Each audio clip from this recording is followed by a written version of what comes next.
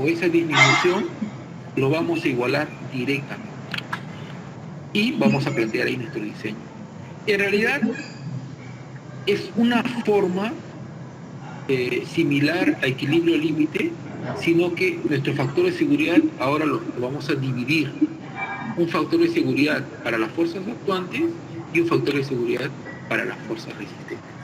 Entonces, eso es la técnica de estado límite. Y la pregunta es, ¿cuánto debe ser ese factor de seguridad para las fuerzas actuantes? ¿Y cuánto debe ser ese factor de seguridad para las fuerzas resistentes? Hay muchos estudios, hay muchas recomendaciones, pero sin embargo eso todavía no está normado. Seguramente se va a normar después, y esos factores de seguridad están asociados a diferentes condiciones, ¿no? Los cuales sí se utilizan en filosofías de diseño de estructuras. En estructuras eso tiene nombre, ¿no? Se llama LRFD. Y ahí ustedes saben que la diferencia, digamos, de un tema, o sea, ¿cuál es la diferencia entre estructuras y geotecnia? Hablando sobre temas de materiales, es que las estructuras utilizan al concreto como elemento de diseño, y en geotecnia utilizamos al suelo, digamos, como elemento de diseño. Entonces, lo que pasa es que los suelos son muy variables, ¿no? En cambio, los concretos, como son un material fabricado, es fácil de establecer algunos criterios de reducción o de amplificación. En cambio, en suelos es complicado. Entonces, por eso que todavía esto, seguramente en el tiempo, cuando se conozca mejor los suelos en el Perú, se va a establecer. Pero eso no quita que no sepamos cómo funciona la metodología. Después viene la estimación de asentamientos, que de alguna manera tiene que ver con la teoría de elasticidad, bajo el punto de vista de suelos rígidos. Y bajo el punto de vista de suelos blandos, el asentamiento está asociado a la consolidación. ¿Y qué cosa es la consolidación? La consolidación se da en suelos finos, saturados, y está asociado a la pérdida de agua. Cuando se dice estrictamente un suelo está consolidando, lo que está ocurriendo es que se está perdiendo agua, o sea, el agua va a migrar en un suelo fino, y ese espacio de pérdida de agua es lo que me genera un asentamiento. Diferente al concepto en suelos rígidos. En suelos rígidos, como el suelo tiene un comportamiento drenado, la pérdida de agua no me genera un desequilibrio en la estructura, porque el contacto se da entre grano y grano, y el agua no afecta eso. Sin embargo, en suelos finos sí, porque en suelos finos, cuando le aplicamos una carga al suelo fino, internamente se genera una poropresión que me hace reducir la resistencia del suelo. Y esa condición inicial de generación de poropresión es generada por un encapsulamiento del fino hacia el agua. Y en el tiempo, el agua, ustedes saben que, claro, tiene una resistencia digamos, a la tracción, entre comillas, pero no es constante, ¿no? Entonces, cuando el agua consigue romper a la cohesión física del suelo, el agua empieza a migrar, empieza a salir. Y esa migración es una migración que no es instantánea, porque no es un comportamiento drenado, es un comportamiento secuencial drenado. Entonces, esa pérdida secuencial del agua hace que el asentamiento o la disminución del volumen también sea secuencial. Y ahí aparece, por ejemplo, el asentamiento primario, ¿no? El asentamiento primario es generalmente generado por la consolidación. Después existe un asentamiento secundario, y ahí hay mucho por hablar, hay mucho por discutir. El asentamiento secundario, lo que le llaman CRIP, ¿no? o fluencia, está asociado, creo yo, a la pérdida de la resistencia del suelo en el tiempo. Y a mi entender, bueno, esa es una opinión personal, la pérdida de la resistencia en el suelo no solamente se da en suelos finos, también se puede dar en suelos granulares. Entonces, la consolidación secundaria es un relajamiento del suelo. El suelo se degrada, ¿no?, por muchas razones. Puede ser infiltración, puede ser sobrecarga, ¿no?, degradación ambiental, ¿no? Hay estructuras que están sometidas pues, a flujos de agentes químicos demasiado degradantes que se degradan, entonces existe un asentamiento por esa degradación. Y esto entra dentro del capítulo que se llama asentamiento secundario. Entonces, lo que les he comentado es una visión general del cálculo de la capacidad portante sobre el punto de vista de una cimentación superficial. Señores, no sé si ustedes tienen algo que opinar, algo que decir, sería lo ideal.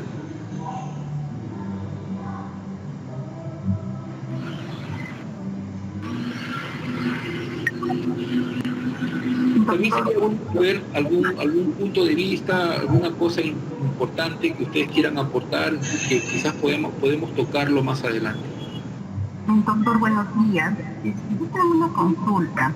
Cuando nosotros revisamos la norma E050, indica sobre el factor de seguridad. El factor de seguridad mínimo debe ser igual a 3.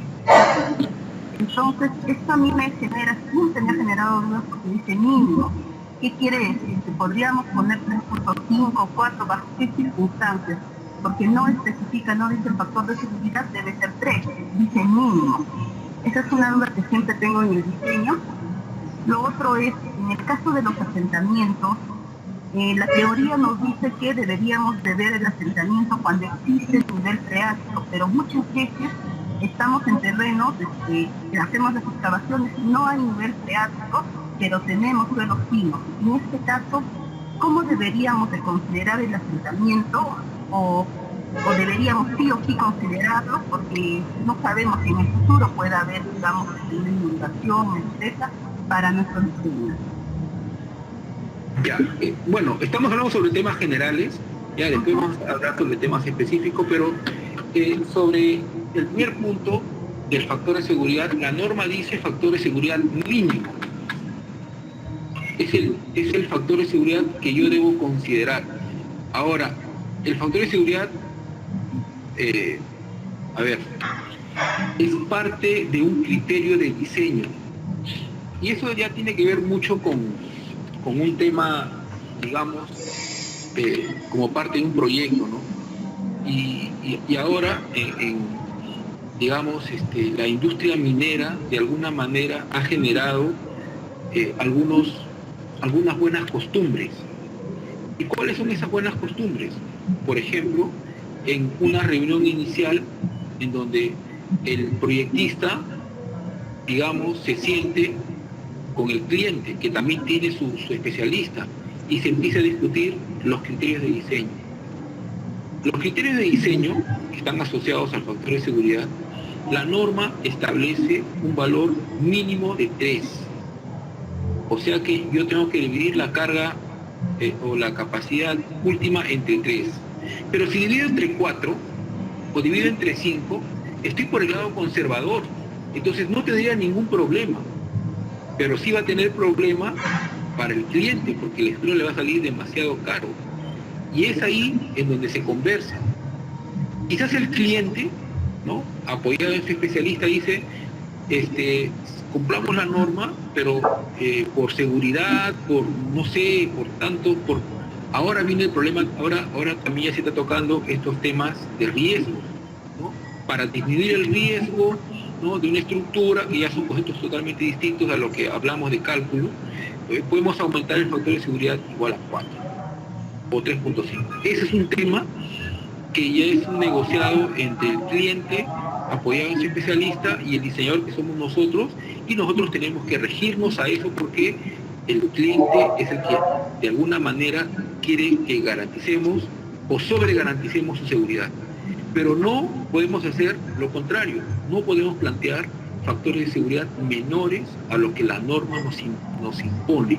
Entonces yo creo que ahí está claro, el factor de seguridad sobre el punto de vista de equilibrio límite tiene que ser mayor o igual que 3. Yo creo que ahí está claro. No sé quién me preguntó. A ver. Le pregunté, doctor, porque también dentro de la norma, ¿no?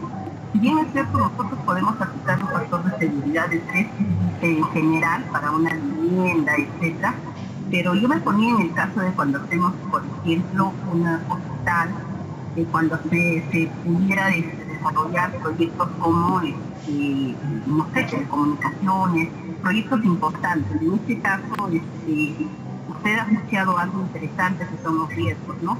De acuerdo a la norma también, estas edificaciones deberían ser las últimas en colapsar, en tener registros de daños. Entonces, por ese lado, no sé, a mí me dejaba en duda porque decía, para una edificación es una casa de 2, 3 pisos, de 4 pisos, no hay problema. Pero si yo voy a hacer un hospital, no voy a hacer, no sé, una central, etcétera, para mí ahí de repente ya el factor de seguridad no sería 3, y eso de conversar entre comillas con el cliente a veces no, por lo menos donde nosotros trabajamos no se da mucho. Lo que pasa es que hay que entender el concepto de factor de seguridad.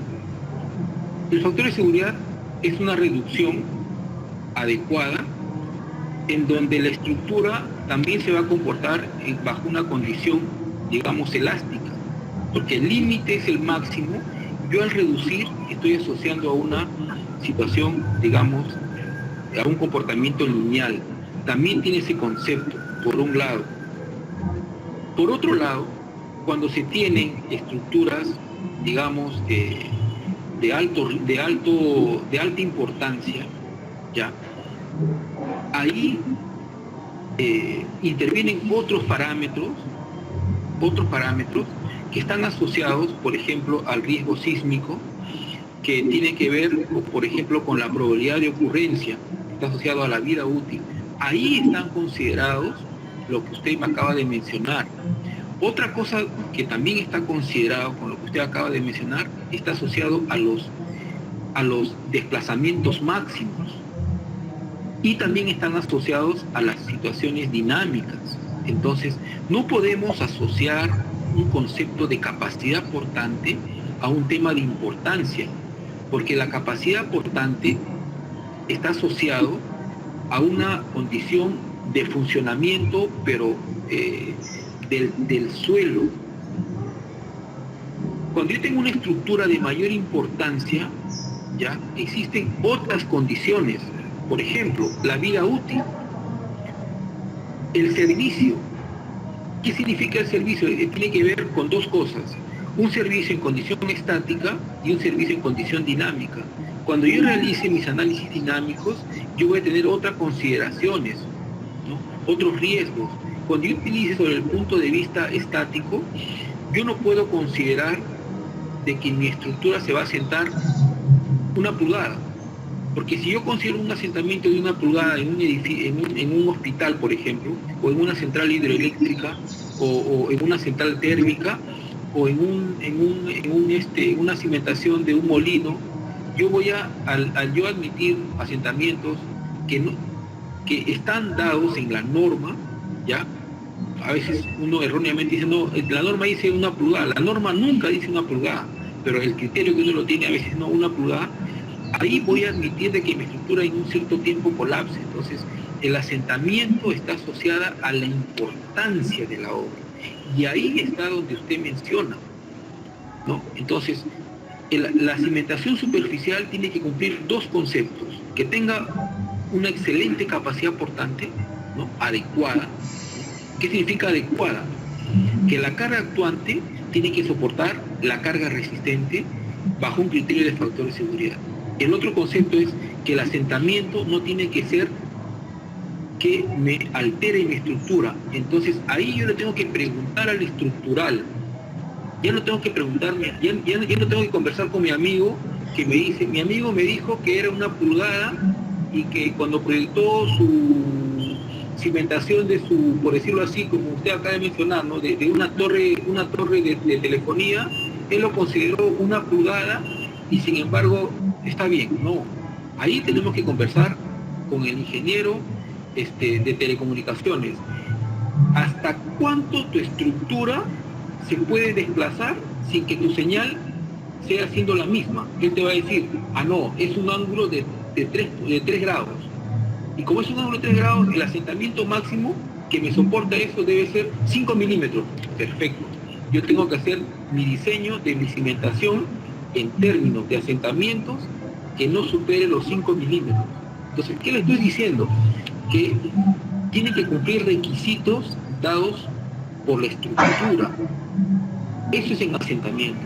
En hospitales también. ¿Ya? Entonces, no podemos aumentar la capacidad, no podemos aumentar el factor de seguridad, porque eso es algo normativo. O sea, no podemos disminuir, pero sí podemos aumentar. Aumentar significa hacer una estructura sobreestimada, ¿no? Eso involucra costo. Y si el cliente acepta ese sobrecosto, por eso se llama una reunión de criterios de diseño. Imagínense que nosotros diseñamos una estructura con un factor de seguridad igual a 4, por nuestro criterio, ¿no? Por lo que nos dijeron nuestros amigos, por decirlo así. Y esta estructura pasa a una revisión de otro especialista y detecta esa consideración. Entonces le va a tener que decir, señor, usted me está diseñando con un factor de seguridad igual a 4, sin embargo la norma me es igual a 3. Esa diferencia de 1 ha hecho que esta cimentación, que era de 5x5, ahora es de 6x6. Entonces, ¿qué pasó? Le va a llamar al constructor y va a haber penalidades. Entonces, hay que tener mucho cuidado con eso. No, hay que tener mucho, todo tiene que estar debidamente justificado. Si por un asentamiento que me cumpla, mi estructura pasa de 3x3 a 4x4, perfecto.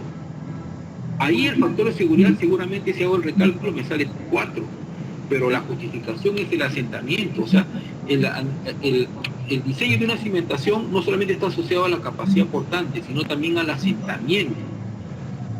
Si para que se asiente menos tengo que hacer mi cimentación un poco más amplia. Y si yo recalculo el factor de seguridad, de repente me sale 5. Ah, ahora sí, está debidamente justificado. ¿Ok? No recuerdo cuál era la otra pregunta. La otra pregunta era con respecto a cuándo tomar la decisión de realizar un ensayo de consolidación. En la teoría nos indica que el asentamiento primario se va a dar por la pérdida de agua, pero si tenemos una excavación que donde no hay agua, no hay nivel freático, un terreno seco, en este caso, entre comillas, deberíamos utilizar el criterio de mayor vulnerabilidad, por decirlo así, frente a una inundación, o en este caso ya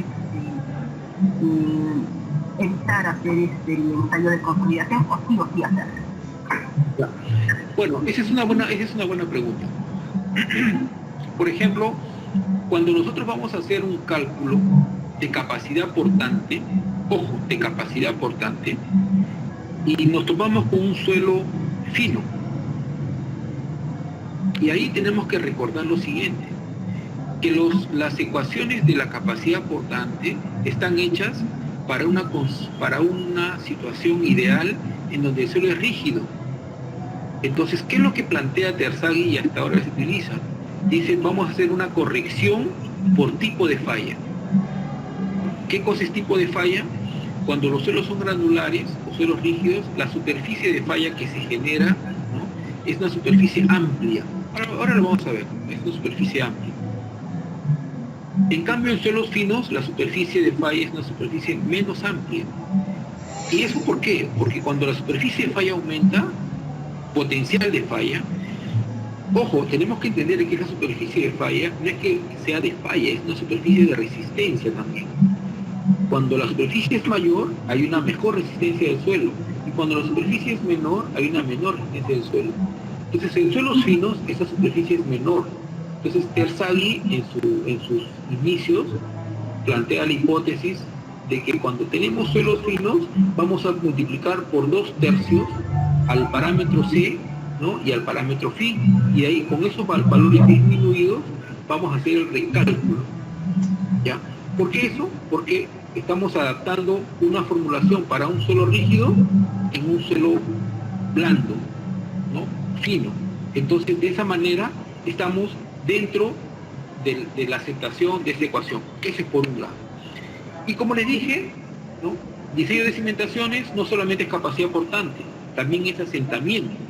Entonces, ¿y qué cosa es asentamiento?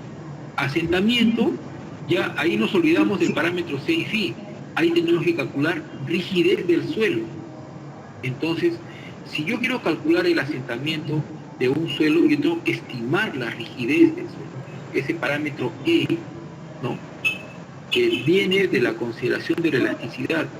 En suelos granulares se asume de que ese asentamiento es único, porque las partículas gruesas, rígidas, en realidad se reacomodan, ¿no? Debido a la carga que actúa, y ahí queda. Ya no hay más reacomodo porque esa es la carga máxima que va a soportar, ¿no? Entonces, como ya no hay una carga adicional, entonces ya no va a haber variación de la configuración del suelo, entonces no va a haber asentamiento. En suelos finos, ¿ya? También podemos hacer esa hipótesis, ¿no? Vamos a calcular el modo de elasticidad de ese suelo fino, un modo de elasticidad, digamos, adecuado, ¿no? Hay metodologías y podemos utilizar también esa formulación. Pero los suelos, eso es cuando consideramos de que los suelos finos tienen un asentamiento instantáneo. Y la pregunta es, ¿este suelo fino que tengo, que va a soportar mi estructura, va a estar en algún momento, va a haber algún agente externo que me genere alguna variación, ya sea una inundación? Si tengo una casa, en la casa se pueden romper las cañerías. Si tengo, no sé, hay jardines que hay que regar. Entonces, si yo garantizo, y no solamente garantizo, sino también hago que yo construya una cimentación forrada totalmente y que no entre ni una gota de agua, entonces yo estoy descartando la consolidación, y quizás puedo utilizar, porque alguien me va a preguntar, ¿no? ¿Qué has hecho para que elimines la consolidación? Al suelo lo he encapsulado, le he puesto geomembranas por todo, en cuanto no exista, por aquí no hay lluvia, he hecho mi estudio, no hay nada de lluvia, entonces ahí considero sin consolidación. Pero si no hago esa justificación, no tengo ningún respaldo técnico y tengo que hacer ese análisis. O sea, yo tengo que hacer un estudio asumiendo que ese suelo va a estar sometido a un efecto de agua. Entonces ahí voy a tener que hacer el estudio o la consolidación en ese suelo que supuestamente no va a estar sometido a agua, y me va a dar esos parámetros, y con esos parámetros tengo que diseñar. Entonces, a la pregunta de la ingeniera es, ¿realmente usted garantiza que no le va a entrar ninguna gota de agua? Si usted me dice que sí, entonces queda. Pero si usted me dice no sé, entonces mejor es seguir los pasos de la ingeniería que nos recomiendan. No sé cuál será si tiene alguna opinión, creo que es Janet quien hizo la pregunta. Sí, doctor, sí, estoy de acuerdo, doctor. Lo que pasa es que hay que justificar bien y hay que ver lo que usted dice, ¿no? En realidad no sucede ningún problema. Por ejemplo, ya tenemos un problema en Lima, creo, ¿no? Que ha habido, no necesariamente por asentamiento, pero hemos tenido inundaciones, donde han colapsado redes de agua y finalmente tuvieron problemas, ¿no? Exacto, a veces donde uno piensa que no va a ocurrir nada, ocurren estas cosas, ¿no? Y ¿cuándo uno puede pensar de que nuestra estructura va a estar pues sometida a 1 metro de capa de agua, ¿no? Entonces, por eso es que es importante esos estudios, ¿no? Porque estamos asociando comportamientos en su condición más desfavorable. Ese es el concepto. Gracias, doctor. ¿Alguna otra consulta para lo que hemos hecho ahora, señores? Bueno, le he dado una visión general de lo que es cimentaciones superficiales y ahora vamos a entrar, ¿no?, a todo lo que hemos conversado, pero ya con alguna consideración más, ya con algunos gráficos, ¿no?, con algunas fotografías. No sé si hay algunas preguntas.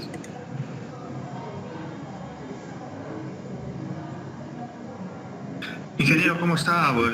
Buenos días. Bueno, yo quisiera tener alguna opinión de repente de usted.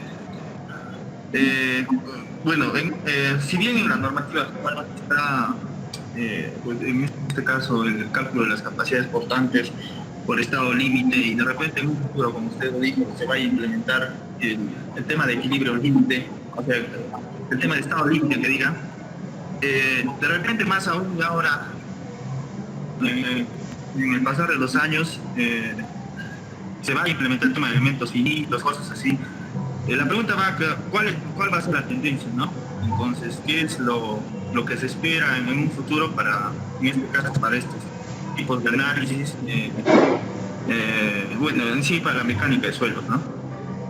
Gracias. Es una buena pregunta. Yo creo que nuestro país es un país,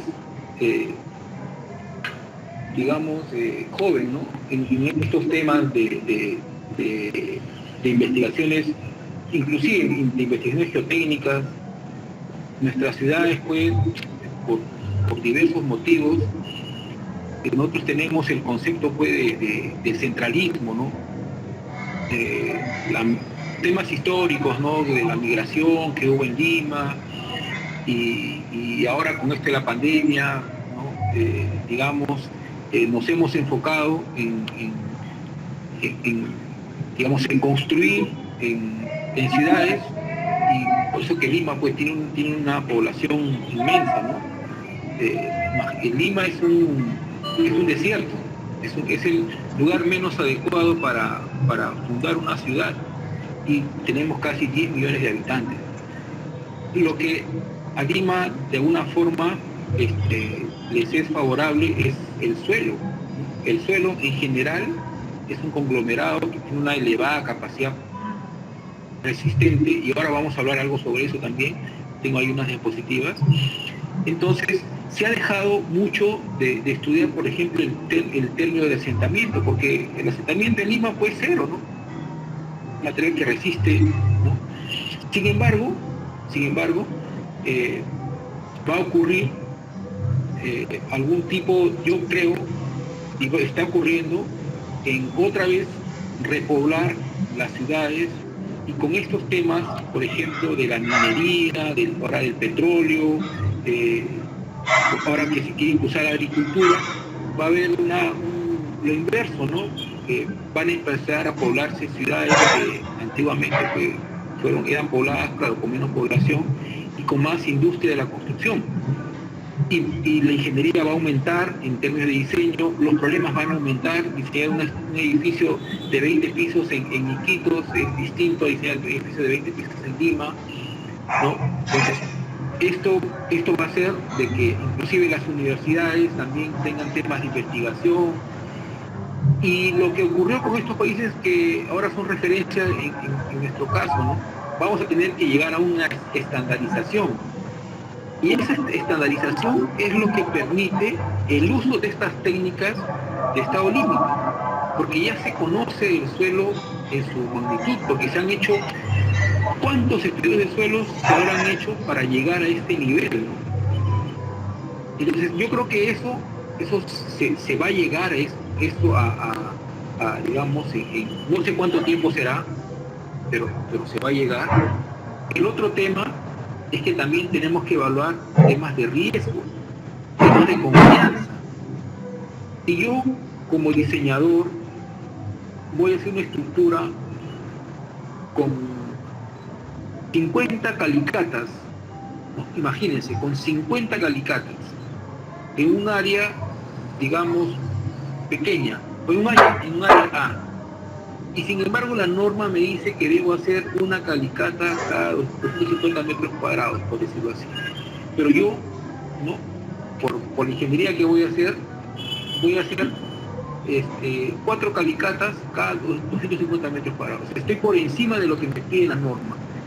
Entonces, ¿no sería justo, ustedes no creen, que mi factor de seguridad ya no sea 3, sino que sea 2.5? ¿No sería justo? Claro que sería justo, porque el factor de seguridad es un resguardo ante posibles ocurrencias de variabilidades en el suelo, variabilidades en el cálculo de los factores C y Phi. Pero si ahora yo tengo ya laboratorios estandarizados, que ya tienen una norma, ¿no? Que a diferencia de algunos laboratorios, y es una mala costumbre también, ¿qué hacemos nosotros? Vamos, entregamos la muestra al laboratorio, ni siquiera le entregamos la densidad natural, y queremos que el laboratorio nos entregue un valor, y cuando ocurre un problema le echamos la culpa al laboratorio. No, la culpa es nuestra, porque el laboratorio, ¿cuál es la función del laboratorio en serio?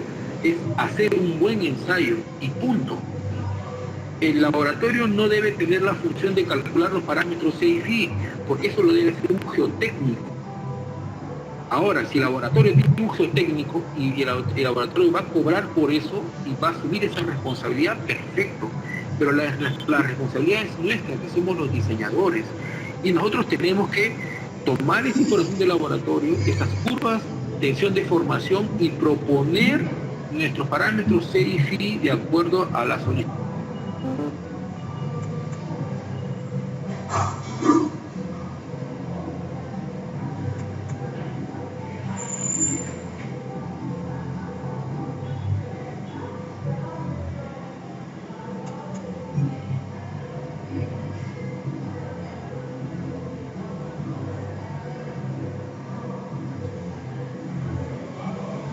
Hola.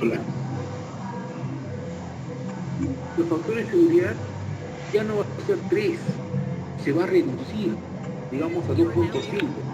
Pero esa reducción no es una reducción porque simplemente reduzco, no, sino que es una reducción justificada porque hay confianza, hay mayor cantidad de ensayos, hay una ingeniería adecuada, ¿no?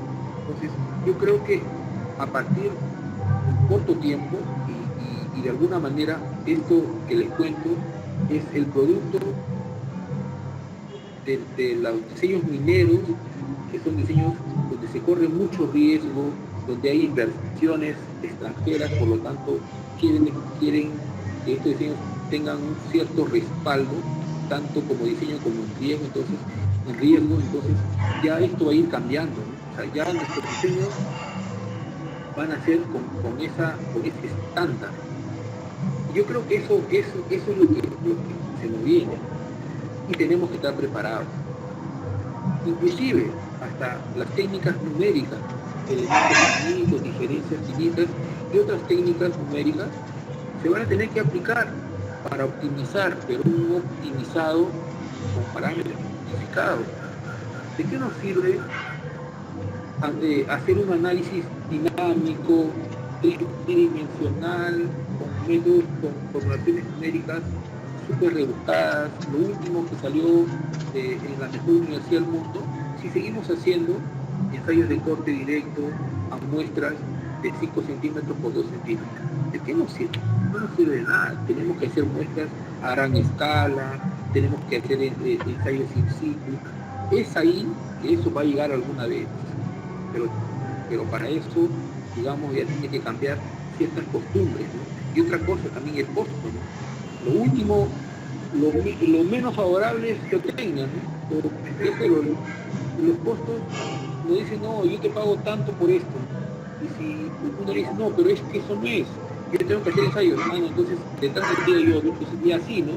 Se va degradando esas ganas de hacer las cosas bien, digamos, por el tema de costos, y eso también tiene que cambiar, y eso va a cambiar, y para que eso cambie, también tiene que cambiar los códigos de diseño, las normas, tienen que ser más exigentes, porque yo creo que aquí es clave la norma, más que nuestras ganas, es la norma.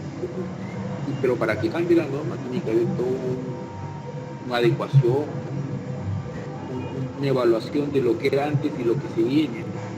La última norma cambió, y eso hay que decirlo, ¿no? Porque hubo una falla de una cimentación. Entonces no esperemos de que eso ocurra para que cambie la norma. Bueno, esa es mi opinión.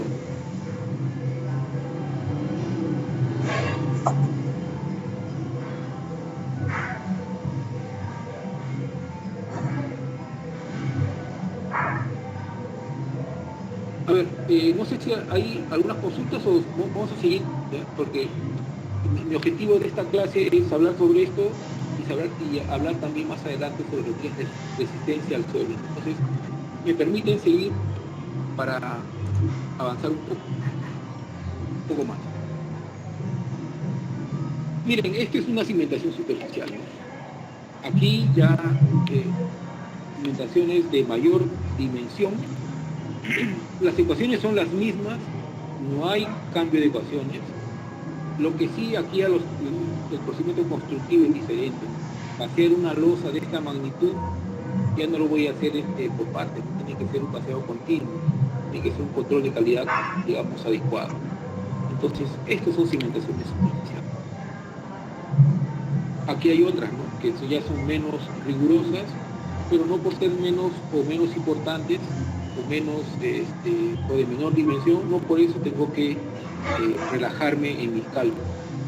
Tengo que ser riguroso en todos los para cualquier tipo de dimensión.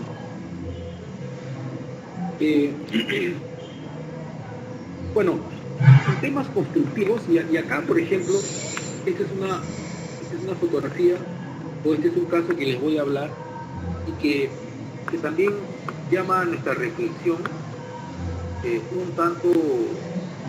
Nosotros como geotécnicos, yo creo que todos ustedes están en este ambiente. Tenemos que también conocer un poco nuestra historia de nuestras ciudades. Bueno, voy a hablar de Lima, seguramente en este curso deben haber de otros lugares, pero Lima, como en muchos ciudades antiguas, ha ido creciendo. Tenemos la mala costumbre de, si tenemos un material que no nos sirve, lo colocamos en un lugar donde no lo vemos, es decir, unos cuantos metros más adelante, no lo voy a ver, ¿no? Le coloco un poco de gras y no pasó nada. A veces eso ocurre, ¿no? No hay una cultura o no había una cultura de rellenos, de botaderos, ¿no? que tienen esa función.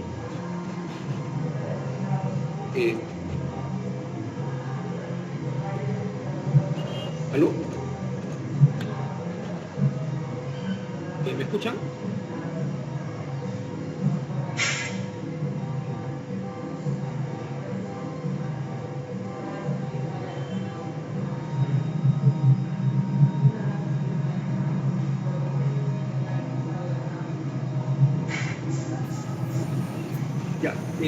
Bueno, disculpen, lo que pasa es que acá había una interferencia, está abierta la ventana, pero seguimos. Entonces, como les decía, ¿no? Y eso es algo que ustedes tienen que hacer en sus proyectos geotécnicos. Entonces, volviendo al tema, a veces existen zonas de botaderos que no están registrados, y con el crecer de las ciudades tenemos que construir sobre esos lugares, pero a veces no queda registrado, ¿no? O a veces pensamos, ¿no? Que si a unos metros ahí construir una casa y era un material adecuado, pensamos que a 100 metros al costado el material va a ser el mismo. Entonces, para eso tenemos que informarnos, ¿no? Y no solamente son temas geológicos, sino también son temas de historia, ¿no? Yo les cuento esto porque en Lima hace unos años hubo un proyecto que se llamó Línea Amarilla, que era un proyecto enorme que cruzaba la ciudad de Lima y atravesaba, o sea, el único espacio, por ser Lima, en esa zona, una lima histórica, era que esta vía pase por el costado del río Rima o por debajo del río Rima, porque por el trazo no había otra opción. Entonces, para eso había que expropiar, ¿no? Y se expropió, y había que expropiar casas que estaban al costado del río, ¿no? En la ribera del río. Este proyecto es un proyecto que fue hecho por empresas extranjeras, por la magnitud del proyecto. Entonces, se asumió muchas características del suelo. Claro, imagínense, si ustedes van a proyectar una vía de alto tránsito sobre una zona que está habitada, ustedes difícilmente van a hacer un estudio de suelo, ¿no? Van a tener que romper, digamos, hacer una calicata en medio de la sala de una de esas casas, ¿no? Y eso es imposible. Eso por un lado, pero por otro lado también existe el tema histórico.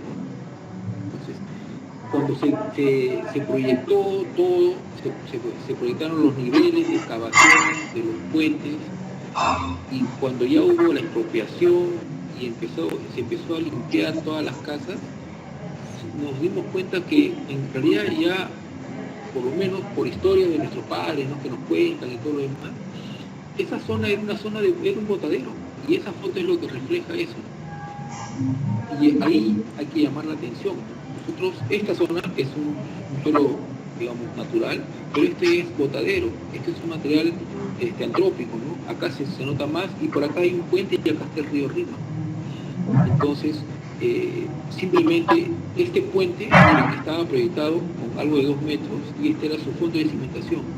Cuando se hizo la excavación, una parte estaba en relleno y la otra parte estaba en en un suelo, digamos, no antrópico, ¿no? Relleno. Entonces, ¿cuál fue la situación? Se tenía que excavar hasta suelo, digamos, firme, y a partir de ahí proyectar la cimentación. Entonces, ahora, proyectar la cimentación a partir del suelo firme era complicado. Cuando digo proyectar, es un tema de diseño. Entonces, ahí lo que se hace es falsas zapatas. O sea, yo excavo hasta el suelo firme y coloco una losa gruesa con un concreto de baja resistencia, y hasta llegar al nivel de fondo de cimentación. Entonces, eso fue lo que se hizo. Miren, solamente que en esta vez esa falsa zapata no era un solado, pues, dice tipo, era una plataforma de 2 metros de espesor. Entonces, miren, ¿quién puede pensar que todas estas casas son de relleno? Y estas casas son de relleno. Todo el contorno del río Rima en esta zona es un relleno. Entonces, eso es algo que tenemos que también saber en cimentaciones superficiales, ¿no? Tenemos que conocer un poco la historia del lugar donde vamos a hacer este proyecto. Claro, eso es en zonas, en capitales, ¿no? de ciudades donde a veces pues nos topamos con algún relleno, y eso ocurre en Lima. Tenemos muchas zonas de relleno que actualmente están, pues, digamos, hay algunas casas que están ahí construidas, pero cuando se construyen edificaciones de más peso, se va a notar. Bueno, ya pues, esta es la última foto que tomé de este puente, ¿no? Pero ahí nadie se ha enterado qué cosa hay debajo, ¿no? Pero hay toda una historia, ¿no? De la ejecución de una plaza. Entonces, eso es algo que tenemos que entender, ¿no? En temas de relleno. Bueno, aquí hay algo que ya he comentado, pero ya esto ya está plasmado. Existen aspectos de interés en geotecnia. Y en geotecnia hay dos objetivos. Es la compresibilidad, el estudio de la compresibilidad del suelo y el estudio de la resistencia al corte. ¿Por qué la compresibilidad? Porque nos permite estimar asentamiento. ¿Qué cosa es un asentamiento? Una reducción del volumen. ¿Por qué? Por un reacomodo de las partículas en cualquier tipo de suelo. O sea, el asentamiento se va a dar en cualquier tipo de suelo, inclusive en la roca. Claro, pero la roca no va a tener un asentamiento de medio metro, ¿no? Va a tener quizás 1 milímetro, medio milímetro, pero va a tener, porque los suelos son compresibles, todos. todos los suelos son comprensivos, unos en mayor y otros en menor magnitud, pero todos. Y el otro tema es la resistencia al corte. ¿Cuál es la aplicación de resistencia al corte? Temas de estabilidad de taludes y temas de capacidad portante. Y esto es algo que tenemos que entender. ¿Por qué resistencia al corte tiene que ver con capacidad portante? Porque aquí, y al igual que en estabilidad de taludes existe una superficie de falla, también lo existe en capacidad portante. ¿Ok? Entonces, sigamos. También se comentó cuáles son las condiciones de estabilidad en cimentación. Las condiciones de estabilidad son, y acá se ve, que evitar el desplazamiento. Ojo, en los dos, en capacidad portante, hay un tema que está involucrado con desplazamiento, sino que nosotros no lo vemos de esa forma. Cuando a mí me dicen que el suelo tiene una capacidad portante de 5 kilogramos por centímetro cuadrado, que está dado en esfuerzo, ¿qué es lo que uno piensa? Esta parte del suelo, esta parte de contacto, hay un esfuerzo resistente opuesto a la carga actuante que va a soportar. Claro, pero ese esfuerzo resistente en realidad está basado en una superficie de falla que se genera en los dos sentidos, y que esa superficie de falla, hay una fuerza resistente generada en la superficie de falla, que la sumatoria de esa fuerza resistente está generando un esfuerzo resistente que le llamamos capacidad portante. Y cuando la capacidad portante no cumple, ¿qué es lo que va a pasar con esta estructura? Se va a desplazar. Ojo, además de asentarse, porque asentamiento es un término muy particular, en cambio desplazamiento es un término global. ¿Qué cosa es desplazamiento? Es un cambio de posición. En el caso de que la estructura falle por capacidad de corte, simplemente esta masa se va a mover y la estructura también se va a mover. Pero esta estructura se ha movido no por asentamiento, sino por desplazamiento generado por la falla, por un movimiento en la falla. Eso es capacidad portante. O sea, cuando no cumple la capacidad portante, o sea, cuando la capacidad portante, la capacidad, digamos, actuante es como 5 kilogramos por centímetro cuadrado y la capacidad portante es como 2, ¿qué es lo que va a pasar, señores? Va a haber un desplazamiento. O sea, las condiciones de estabilidad están dadas en términos de desplazamiento, ya sea para capacidad portante o ya sea para asentamiento. Entonces, como no es, esta superficie de falla no es estable, hay un movimiento, mi estructura se va a mover. Entonces, no está cumpliendo la capacidad portante. Y la otra consideración son los asentamientos, que son básicamente locales. O sea, cuando este suelo, ¿no?, debajo de mi estructura, es un suelo que no está bien reacomodado, entonces, ¿qué va a ocurrir aquí? Que simplemente va a haber un reacomodo. De repente la superficie de falla es buena. O sea, no va a fallar esto, no va a tener una falla general, sino va a ser una falla, digamos, local, por reacomodo. Entonces, mi estructura se reacomoda. Entonces, ese es el criterio de estabilidad en cimentación. Y aquí, por ejemplo, yo les voy a contar algo. Voy a abrir un poquito esta opción de colocar ahí unos dibujos acá. Muchas veces, y esto le comento por experiencia, hemos creído, ¿no?, que lo que es capacidad portante era simplemente una fuerza en este sentido. Eso siempre, digamos, todos lo hemos pensado alguna vez, y que esto está asociado básicamente al área de contacto. Y como le dije, no, esto está asociado a una superficie de falla. Y eso cómo nos ha llevado al error, o sea, esta superficie de falla. Entonces, ¿qué significa? Que la capacidad portante, que lo vamos a llamar capacidad única, en realidad está asociado a estas fuerzas que se generan en este lado. Y no está asociado únicamente a este contacto, sino que se manifiesta como fórmula en el contacto, pero está asociado a estas fuerzas. Cuando tenemos una obra, vamos a hacer una excavación porque tenemos un proyecto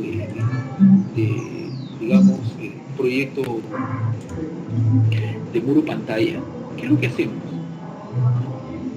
A veces lo que hacemos es excavamos toda esta parte, excavamos, después colocamos nuestros anclajes, después colocamos el muro y después vamos a tensar. Y después, digamos, esto lo hemos hecho en esta etapa, que está acá, que está sombreando. Y después viene una segunda etapa.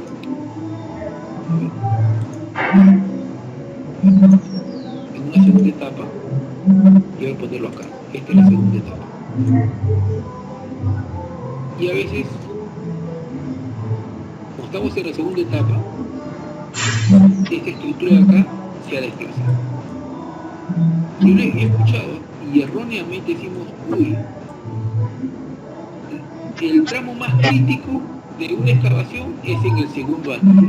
Este es el primero y este es el segundo. Y eso es falso, señores. El tramo más crítico se ve en el primer anillo. Lo que pasa es que cuando hemos cortado esto de acá, esta estructura ha cedido. Pero la estructura que está, o sea, esta superficie de falla ha habido un desplazamiento. O sea que en este contacto se ha generado como un vacío. Pero como esta estructura en un inicio está asociado a otras estructuras, a otras cimentaciones, entonces hay una reacción, digamos, a la falla. O sea, como que acá todavía se están generando algunas fallas.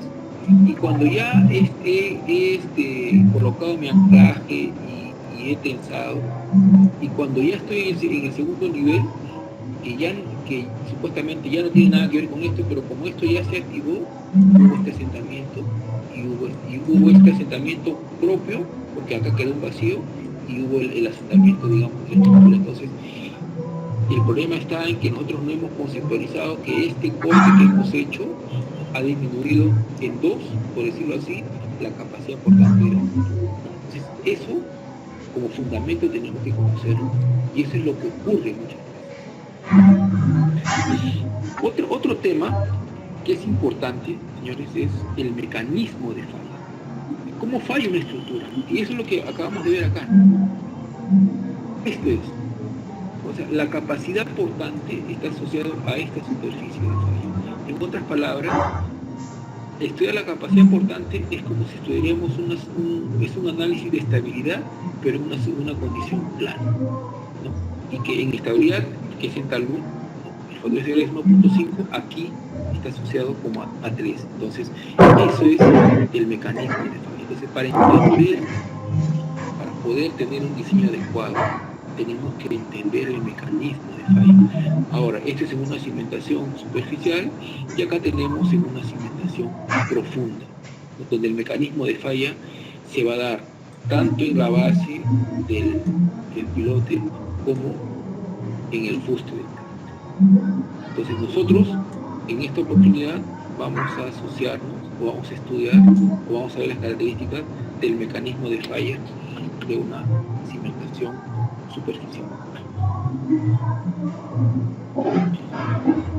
Ok, seguimos. Esto lo vamos a ver a un nivel general porque después vamos a entrar con detalle. Esto es lo que yo les decía. En suelos densos, esta superficie de falla, digamos, exageradamente, digamos, como que es mayor. En suelos finos, esta superficie de falla comparativamente es menor. O sea, aquí va a tener mayor resistencia y aquí va a tener menor resistencia. Como las ecuaciones están hechas para suelos rígidos o materiales rígidos, entonces para suelos medianamente rígidos o medianamente densos, ahí lo que tenemos que hacer es un factor de reducción. Y ese factor de reducción se ha establecido ya en las metodologías, es 2/3. O sea que nosotros vamos a reducir por 2/3 al parámetro C y al parámetro C. Y con eso hacemos una estructura. Entonces es una forma de poder, digamos, adaptar nuestra formulación a una formación previamente establecida. Y seguramente alguien, como me han preguntado, ¿y cómo hacemos en este tipo de falla? Porque este tipo de falla es por funcionamiento. Yo les hago la pregunta, ¿alguno de ustedes diseña una estructura para que quede por funcionamiento? Claro que no. Entonces, ¿qué hacemos con esto? Tenemos que evitar, ¿no? Si yo sé que mi estructura puede fallar de esta forma, ¿qué es lo que tengo que hacer? Hacer un mejoramiento del suelo. Y ahí me evito este tema de funcionamiento. Como parte teórica tenemos que saber, pero no tenemos por qué diseñar una estructura bajo esta condición. Eso es algo que tenemos que tener en cuenta. Una cosa es el fenómeno y otra cosa es mi criterio de diseño y cómo voy a proyectar. Particularmente yo, ¿no?, cuando tengo cualquier problema, veo que esta estructura o este suelo es un suelo que puede generar un asentamiento o una silla. Lo recomendable, señores, es eliminación y reemplazo por otro material. No queda otra. ¿Para qué voy a arriesgar, ¿no?, cimentando en un suelo fino, sabiendo de que esta estructura es una estructura, digamos, fundamental en el proyecto? Quizás me voy por el lado del piloto, o el mejoramiento del suelo. No hay que arriesgar. No, yo he diseñado sobre arcillas y he castigado no por un tercio, le he castigado por otro valor. No. Yo particularmente prefiero evitar problemas y mejoro el suelo. A veces por unos cuantos, digamos, por adaptarnos o por usar de repente unas metodologías nuevas, peligramos. Yo he visto, ¿no?, muros de suelo reforzados que han sido proyectados sobre suelos no compactados, se han asentado hasta 1 metro. Entonces ese es un tema. Entonces nosotros tenemos que dar la alerta, ¿no? Mejor te recomendamos utilizar algún tipo de mejoramiento de suelo, alguna geomalla, ¿no?, algún tipo de obra o un enrocado preliminar, y no vas a convivir con ese problema toda la vida. Esto es lo que les expliqué, ¿no? Falla de corte general y falla de corte local. Otro tema que es importante es que, digamos, y eso es parte de nuestro curso, cuando nosotros hacemos el diseño de la cimentación del muro, de un muro ya sea por gravedad o voladizo, es ahí en donde nosotros utilizamos todo el conocimiento de la cimentación superficial. ¿Por qué? Y eso vamos a ver. En cimentaciones de muros, ahí nosotros, sin darnos cuenta, porque en realidad es una receta, vamos a utilizar, por ejemplo, cuando hay una falla del volteo, ¿qué cosa hay acá? Acá hay un problema de simplicidad. Miren, todas estas cargas que actúan en el muro, en realidad la resultante es una carga en este punto. Entonces hay excentricidad y tenemos que diseñar nuestro muro bajo esa condición, y vamos a ver cuáles son las ecuaciones. Aquí hay 2 tipos de fuerzas. Hay una fuerza horizontal generada por el empuje y hay una fuerza vertical. ¿Eso qué significa? Que aquí la resultante va a ser inclinada. Entonces vamos a diseñar la cimentación del muro considerando fuerzas inclinadas. Puede haber nivel freático considerando un nivel freático. Entonces el diseño de una cimentación de un muro de contención es un ejercicio completo de las teorías, digamos, de la cimentación. Y más aún todavía si acá tenemos un talud inclinado. Aquí también hay un tema, como les dije, ¿no? Nuestras formulaciones están dadas para esta condición, pero ¿qué pasaría si acá hay un talud? Entonces nuestra superficie de falla sería esta y esta. Entonces hay unas correcciones cuando tengo taludes. Entonces también tengo que saber cuáles son esas correcciones. Entonces, como les dije, las formulaciones planteadas por Terzaghi consideraban todo horizontal. Después han habido modificaciones que es bueno saber. Y yo les voy a dar la información respectiva a los libros, y eso va a depender también de ustedes, ¿no? A veces estos cursos nos dan unos lineamientos, pero lógicamente algunos libros, y eso va a depender de nosotros querer investigar más. Esta es la ecuación de la capacidad portante de eso. Entonces, con esta ecuación nosotros nos vamos a dar cuenta qué necesitamos. ¿Qué cosas necesitamos para hacer un estudio de suelos bajo el punto de vista de, digamos, de capacidad portante? Después vamos a ver sobre cimentaciones. ¿Qué es lo que tengo que saber, señores? Primero, tengo que saber cuáles son las características del relleno, claro. Porque cuando yo tengo una estructura como esta que está aquí, ¿ya? No se puede colocar directamente esta estructura sin haber manipulado este suelo. O sea, que este suelo que está acá previamente ha sido excavado y previamente ha sido rellenado. Entonces, por lo tanto, aquí interviene el relleno. Entonces, según las formulaciones que tenemos, del relleno solamente necesitamos el peso específico del relleno, nada más. Después que tenemos toda la superficie o toda la reacción que está dado en el suelo de fundación. Y para esto, ¿qué necesitamos? Esta es nuestra ecuación. Nos interesa a nosotros calcular la capacidad última. Para calcular la capacidad última necesito el parámetro C y estos factores NC, NQ y N gamma. Y miren, NC, NQ y N gamma, ¿de qué depende? Depende del ángulo de flexión. Entonces, ¿qué cosa debo conocer? De mi terreno debo conocer el C y el Φ. ¿De dónde viene el C y el Φ? De ensayo de laboratorio. Entonces, para hacer un estudio, y otra cosa, para en el laboratorio, para calcular el NC y el NQ, que tengo que conocer el peso específico natural, que también aparece aquí. Entonces, para hacer un estudio de suelos basado solamente en capacidad portante, yo debo conocer qué material, cuál va a ser las características de mi relleno y cuáles son las características de mi suelo, basados en C y Φ y en el peso específico natural. Entonces, yo tengo que hacer estos ensayos.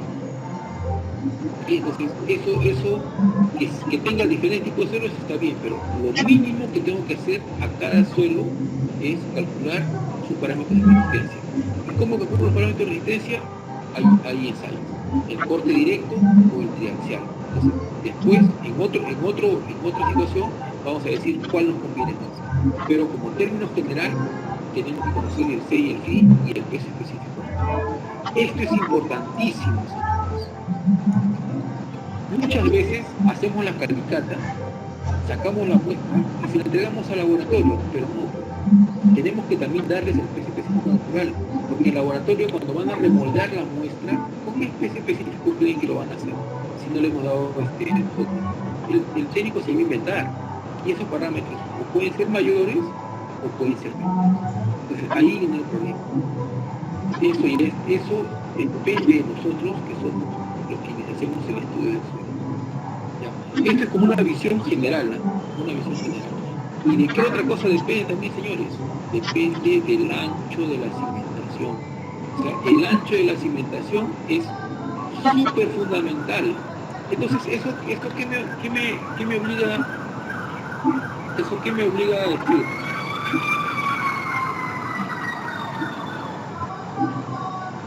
Disculpen, acá hay una bulla, ya pasó ahí.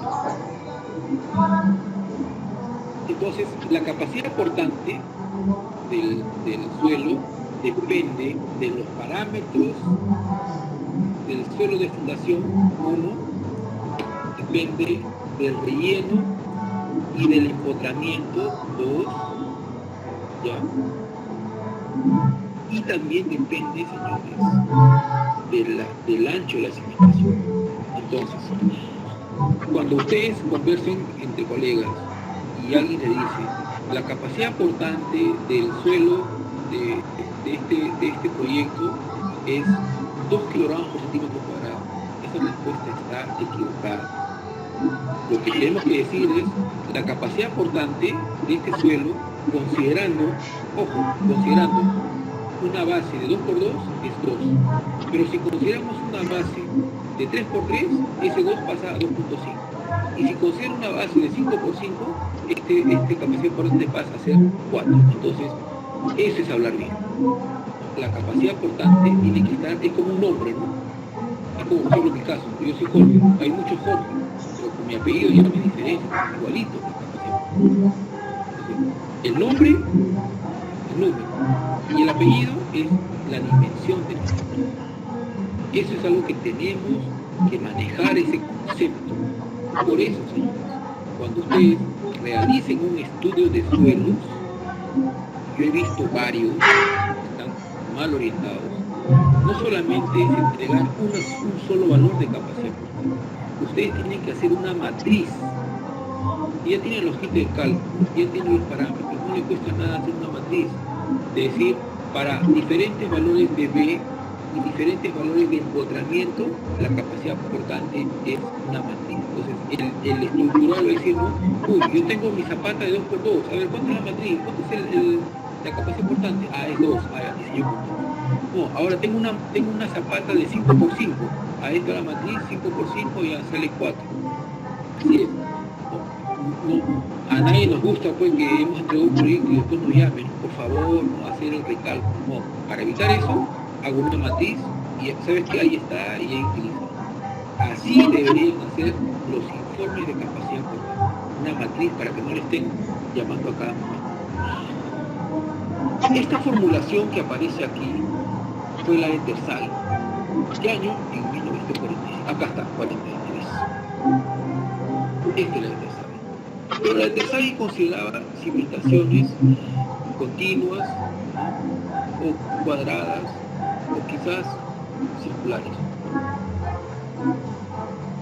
Sin embargo, después han habido algunos aportes. Por ejemplo, ellos son los que de alguna manera son los más representativos. Y estos señores han considerado efectos de la profundidad de cimentación, efectos de la forma de cimentación y efectos de la carga actuante. Y estos son los métodos que vienen. Actualmente, y eso es lo interesante, y eso vamos a hacer. Yo tengo ahí algunas hojas de cálculo, y quizás se lo dejo a ustedes por trabajo, para que ustedes también digamos, pierdan no tanto perder el miedo, sino que ganen expertise. Cuando ustedes tienen una cimentación y lo evalúan con estos métodos, la variación no llega ni al 10%, y eso es mucho. Entonces estos métodos están casi todos en el mismo orden. Y esto es mucho, esto va a variar, ¿no? De 5%. O sea, no hay mucha variación de los resultados. Entonces, que uno utilice el medio como el beso, no hay mucha diferencia. Lo que es menos, ¿no? Yo se lo voy a dejar un trabajo para que ustedes analicen eso, porque es bueno ver las diferencias. A diferencia de una cimentación profunda. En una cimentación profunda sí hay mucha variación. Por eso cuando uno hace un estudio de una cimentación profunda, uno tiene que hacer por varios métodos. Y a veces elegir el método más desfavorable. Entonces, o la situación más desfavorable. Entonces, eso es algo que tenemos que tener en cuenta en cimentaciones. Por eso nos dicen, no, ese estudio está mal. ¿Por qué? Porque lo utilizó Meyer. Entonces, o está mal porque utilizó Basic. No está mal. Hay variaciones. Entonces, como hay variaciones, si a nosotros nos sale un ancho de una zapata de 2 metros, de 2.40 y 2.51, entonces hay que tomar una decisión que sea pues, de 1,60 m. Entonces, en estos redondeos, de alguna manera, nosotros ya estamos eliminando diferencia. Entonces, hay que también tener cuidado con eso. Entonces, nada nos cuesta tener nuestras hojitas de cálculo, calcular por los 3 métodos y proponer el más desfavorable. Si alguien nos pregunta, sí, hemos hecho esto, y el más desfavorable fue Meyer. Entonces, es así, ¿no? También tenemos que, como siempre digo, uno aprende también por cada proyecto, y ese aprendizaje tenemos que plasmarlo en el segundo proyecto. Y así debe ser. Otra cosa que es importante es la diferencia, ¿no? Entre los métodos digamos, entre los métodos de Meyerhoff y Hansen y Basic. Meyerhoff, ¿qué dice Meyerhoff? Dice que consideraba resistencia de corte en el relleno. Eso dice Meyerhoff. Sin embargo, Terzaghi, Hansen y Basic dicen no, el corte solamente se considera en la zona del suelo natural, y que el relleno lo único que me genera es una especie de una fuerza o una especie de un taco, una restricción. Entonces ahí están las diferencias entre Meyerhoff y Hansen. Sin embargo, estas diferencias no se plasman en las ecuaciones. ecuaciones. Las ecuaciones solamente son ecuaciones que hay factores de corrección, pero es bueno saber, como cultura general, si a veces me preguntan, y cuál es la diferencia entre Meyer y Hansen, porque Meyer postula de alguna manera una resistencia en el relleno, y Hansen considera. Pero ojo, esto no es porque yo considero resistencia en el relleno que tengo que hacer el ensayo pues, de corte y de no. En las ecuaciones ahí hay ciertos factores que ella considera que entonces eso hay que tenerlo también claro, hay que tenerlo claro.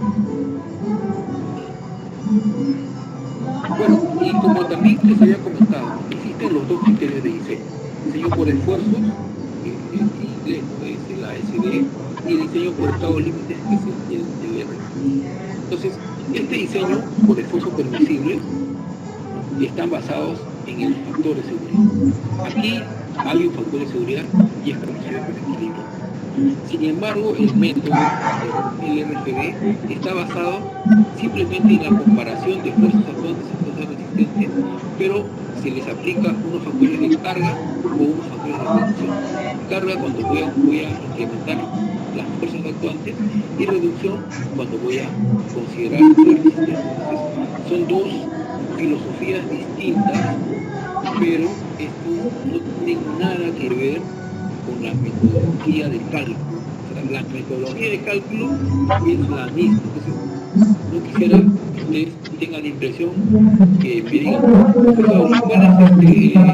¿habrá Terzaghi para estado límites? ¿Habrá Terzaghi para estado límites? No. Es decir, las ecuaciones son las mismas como ecuaciones fundamentales. Lo que va a cambiar es en el diseño. ¿Ya? Acá dice diseño y diseño. Ahí cambia. ¿Ok? Bueno, en los diseños por principio lo que uno hace, en realidad, señores, el factor de seguridad hay que entenderlo de esa forma, ¿no? Si mi modo de falla es el deslizamiento, y yo no quiero que falle por deslizamiento, entonces imagínense, ¿no? Yo tengo una cimentación y yo sé que esta cimentación puede fallar por deslizamiento.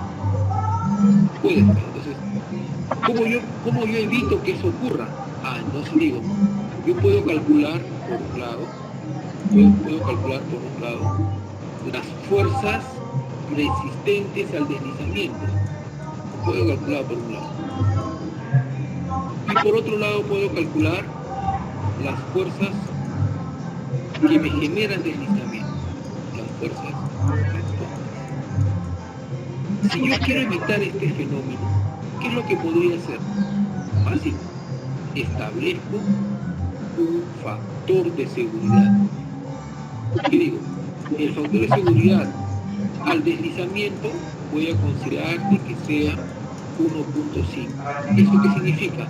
Que a esta significa de que mi fuerza resistente, esto de acá, tiene que ser 1.5 la fuerza actuante.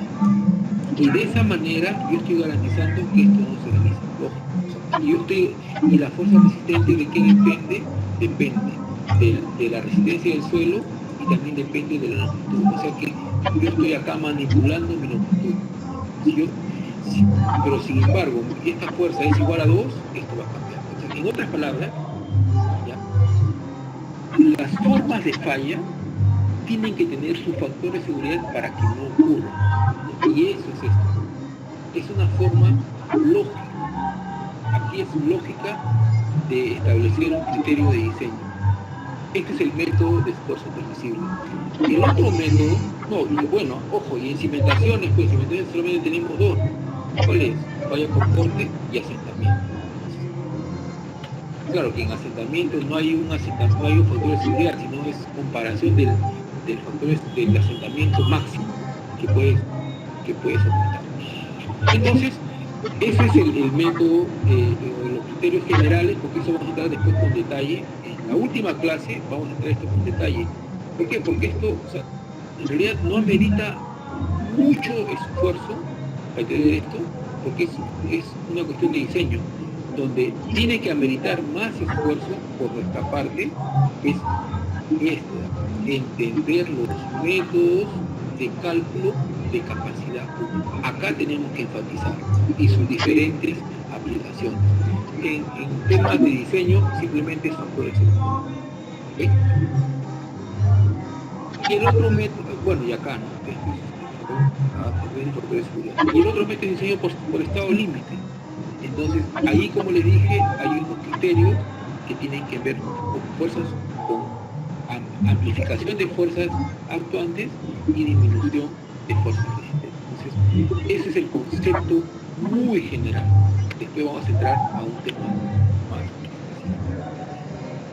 Entonces, en eso está basado este primer conversatorio con ustedes, y no sé si tienen algunas consultas, por favor, antes de tomar un breve descanso, unos 15, 20 minutos, si tienen alguna idea, podemos conversar.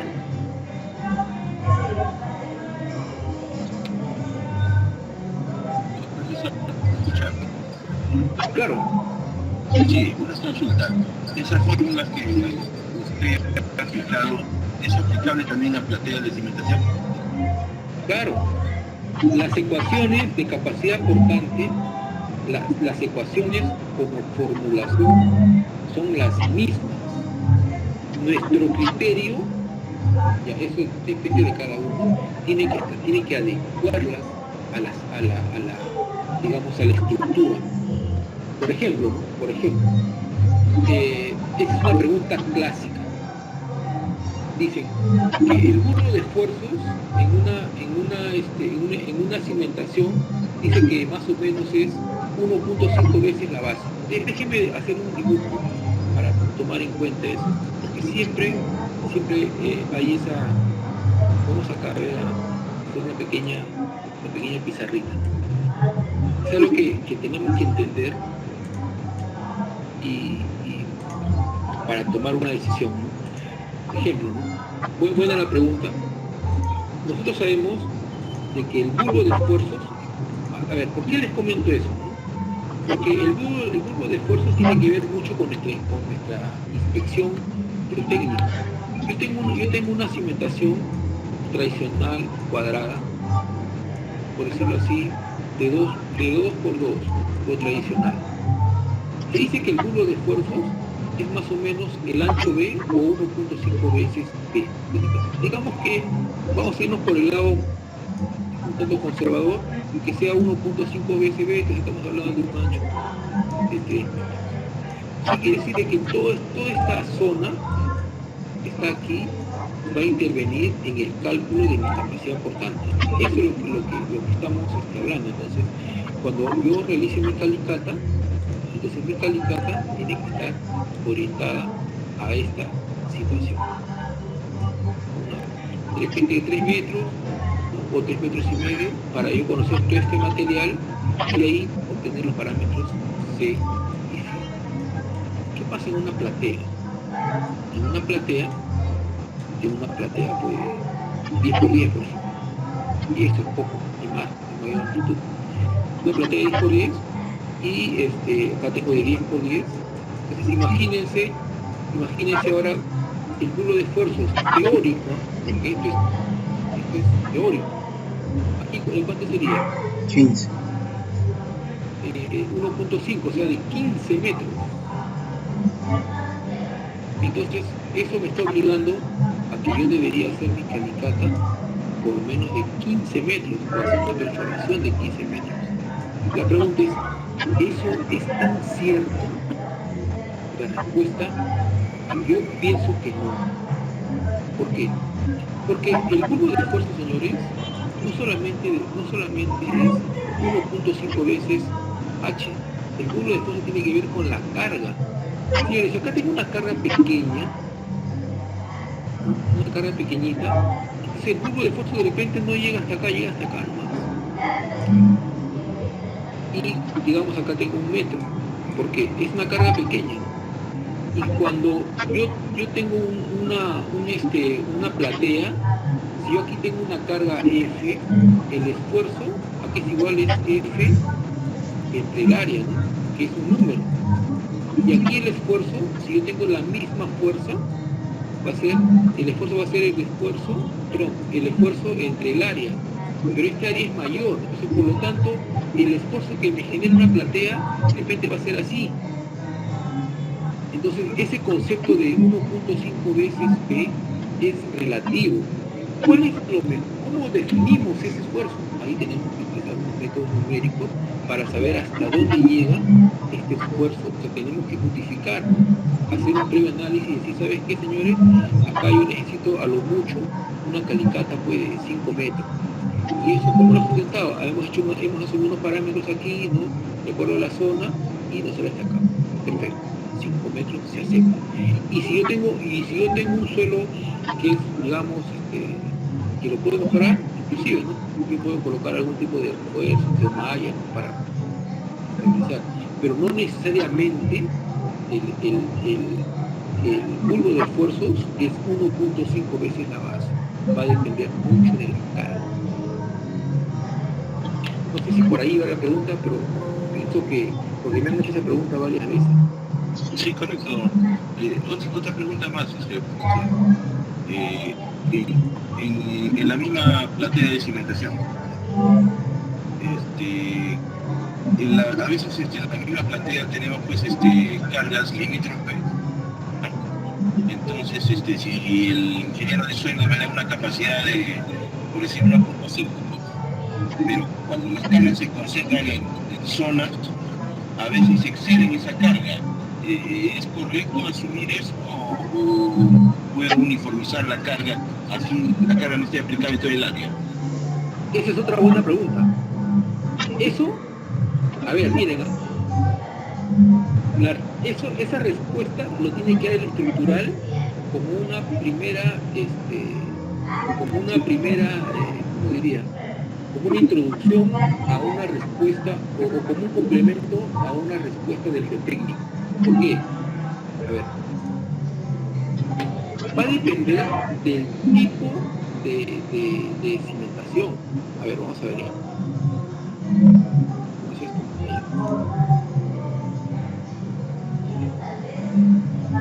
A ver. Existen dos tipos de estructuras en los generales: cimentaciones rígidas y cimentaciones flexibles. Entonces, ¿qué es una cimentación rígida? Comúnmente le llamamos como un bloque. Cuando yo le aplico una carga, este bloque, como es un cuerpo, digamos, hay una gran masa, más que masa, no se deforma. Entonces cuando le aplico una carga, este de acá va a tener una deformación uniforme. O sea que es, digamos, esto es mi deformada, ¿no? Algo así, ¿no? Se deforma así. Pero en cambio, cuando tengo una cimentación flexible, entonces ahí la deformada, cuando le aplico una carga, ahí hay una deformada diferente, ¿no? Distinta, y es muy propia del proyecto. Puede ser que sea la deformada con una sonrisa, ¿no? Esto es cuando la carga es en el centro, pero a veces las cargas, como mencionó, ¿cómo te llamas? No he visto tu nombre, creo que Luis. Sí, correcto. Ya. Sí, correcto. A veces acá tenemos una carga mayor, más concentrado, y acá tengo una cosita pequeña y por acá tengo otra carga mayor. Entonces, ahí la pregunta es, ¿cómo se comportará esta estructura estructuralmente? Quizás puede ser, digamos, si esta es mi línea neutra, esto quizás puede ser así, ¿no? Exagerando, ¿no? Así, después así, y después así. ¿Por qué? Porque esta estructura, ojo, es una estructura flexible. Y ahí viene la pregunta. Esta zapata o esta losa puede soportar este tipo de cargas. Entonces ahí ya viene un tema estructural. De repente me conviene hacer aquí algunas puntas de construcción, ya, para poder aislar las cargas. Si hago una junta, entonces yo tendré que acá, ¿no?, hacer algún tipo, acá hay una fuerza mayor, de repente hacer acá algún tipo de mejoramiento, ¿no? En esta parte de acá, mejoramiento, y acá algo también así. O sea, ese es un análisis. Hay que, o sea, la respuesta la respuesta está asociada al comportamiento de la estructura, y si yo detecto ahí estas anomalías, se me comienza a hacer una junta de construcción, estoy aislando, para no alterar, porque si acá tengo una carga bien alta, que al final de repente esto va a ser así, ¿no? Lo va a levantar, ¿sí? Puede ocurrir también. Entonces eso es mejor aislar, Luis. Eso es algo que tenemos que preguntar al estructural.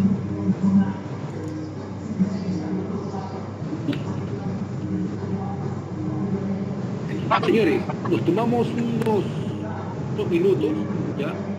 Y de ahí regresamos con un tema interesante, que es la resistencia al corte, que es un insumo para entender el cálculo de la capacidad portante de suelo. Y también vamos a hablar algunas cosas algunas cosas que, digamos, vamos a crear algunos paradigmas. ¿Ok, muchachos? Ahí lo dejamos por unos momentos. 15 minutos. 15 a 20 minutos.